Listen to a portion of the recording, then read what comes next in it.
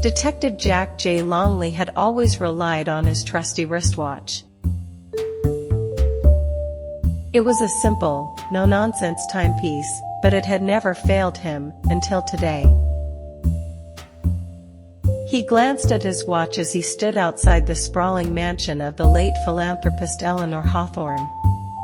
The hands were frozen at 3:15. He sighed and shoved it back under his sleeve, focusing instead on the scene before him.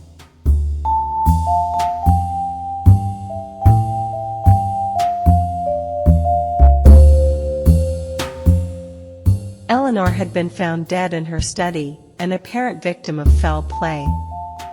The mansion was abuzz with officers and forensic teams, but Jack felt an odd stillness, as if the world had paused along with his watch.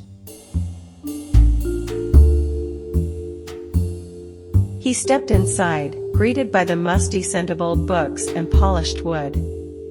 The study was a chaotic mix of elegance and disorder, books scattered across the floor, a half-finished cup of tea on the desk, and Eleanor's lifeless body slumped over her writing table.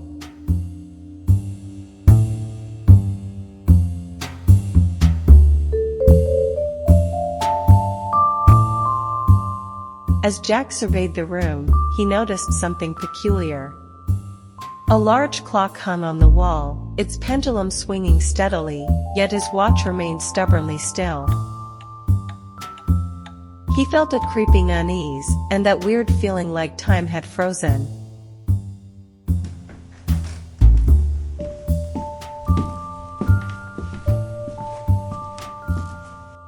Detective Longley. Officer Reyes approached him with her brow furrowed with concern. "What do you think?" No signs of forced entry, Jack noted, glancing at the locked door. She knew her assailant. "Did you find anything unusual?" "Just this." She handed him a small notebook she'd discovered on the floor. "Her family is on their way. They'll want to know what happened."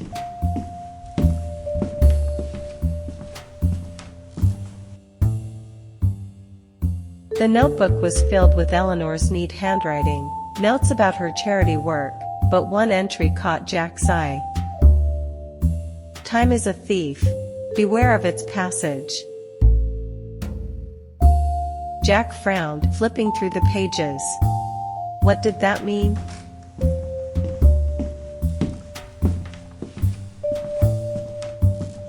Just then, a voice interrupted his thoughts. Detective Longley, a tall man in a tailored suit, approached him, clearly flustered. "I'm Thomas Hawthorne, Eleanor's nephew."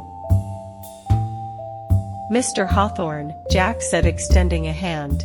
"I need to ask you some questions about your aunt." Thomas nodded, his eyes darting around the room. "I can't believe she's gone. She was eccentric, but she cared deeply for her causes." "Did she have any enemies?" Jack asked. "Not that I know of," Thomas replied quickly, "but she often spoke of her theories about time. She believed it could be manipulated." Jack raised an eyebrow. "Manipulated?" "Something about how our perception of time could affect reality," Thomas said, shaking his head as if trying to dismiss it. "She was brilliant, but strange."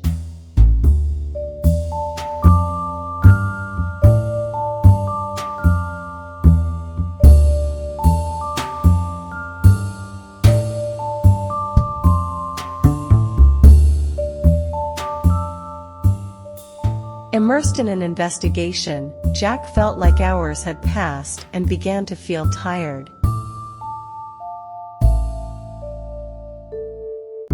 He decided to take a break and step outside for fresh air. He looked at his watch again, and it was still stuck at 3:15. Frustrated, he walked around the estate, trying to clear his mind.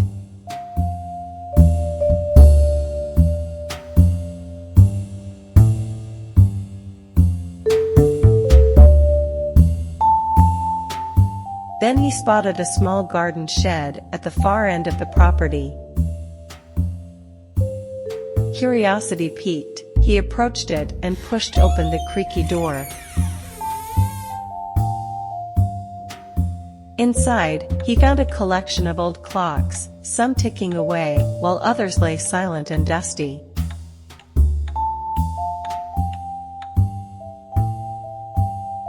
One clock in particular caught his eye, an ornate piece with intricate carvings, and an inscription on its base that read, "Time is both friend and foe." Suddenly, Jack realized that this clock looked remarkably similar to the one in Eleanor's study, the very one that had been swinging steadily all day. He reached out to touch it when he heard footsteps behind him. Turning quickly, he found Thomas standing there, a tense expression on his face. "What are you doing here?" Thomas asked sharply. "I could ask you the same thing," Jack replied, narrowing his eyes. Thomas stepped forward, a hint of desperation in his voice. "You don't understand. You need to leave this place." Jack's instincts kicked in. Something wasn't right. "Why? What do you know?" Before Thomas could respond, the ground beneath him trembled slightly. A subtle shift that sent a wave of unease through Jack. Eleanor was experimenting with time, Thomas confessed reluctantly. She thought she could stop it, control it. "I tried to warn her, but she wouldn't listen. She believed she could achieve immortality." Just then, Jack's watch emitted a faint ticking sound. "What did she do?" Jack pressed urgently. "She activated the clock," Thomas exclaimed. "That one clock she has worked on fanatically for the half of her life. But something went wrong. Now she's trapped."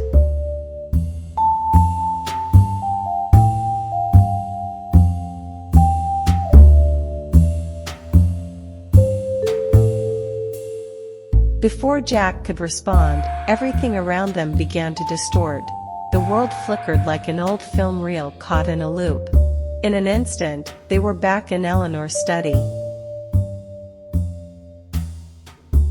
Jack turned to Thomas in disbelief. "What just happened?" "I don't know," Thomas whispered, his face pale. "But we have to fix it before..." Suddenly, Eleanor appeared before them, her spirit shimmering like a mirage. "Please help me," she cried out, her voice echoing through the room. "I wanted to escape time," she said sorrowfully. "But I've only created a prison for myself, and for anyone who dares to interfere."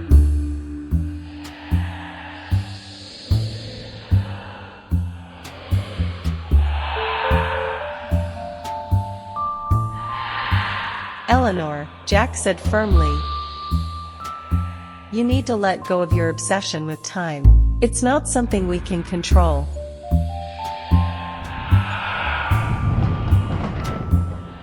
The room trembled once more as Eleanor's spirit flickered uncertainly.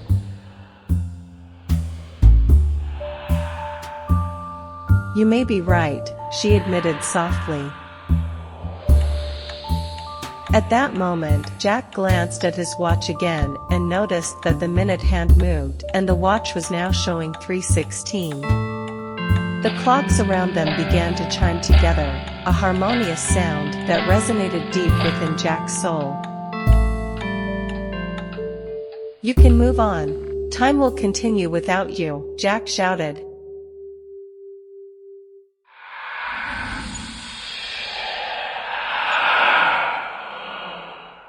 With a final look of understanding, Eleanor faded away. Her spirit finally free from the shackles of her own making.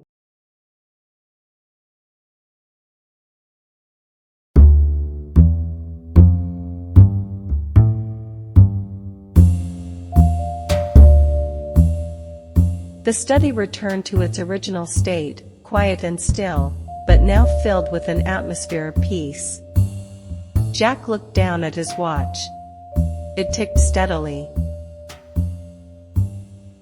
As he stepped outside into the sunlight, he felt lighter than ever before. He murmured to himself, "Time is both friend and foe."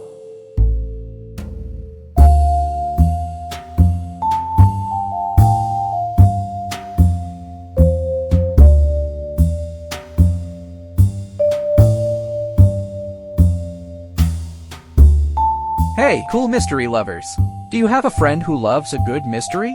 Share the link to this story with them, and if you haven't already, please share, like, and subscribe to the Sweet Mystery channel. Till the next mystery, stay sweetly mysterious.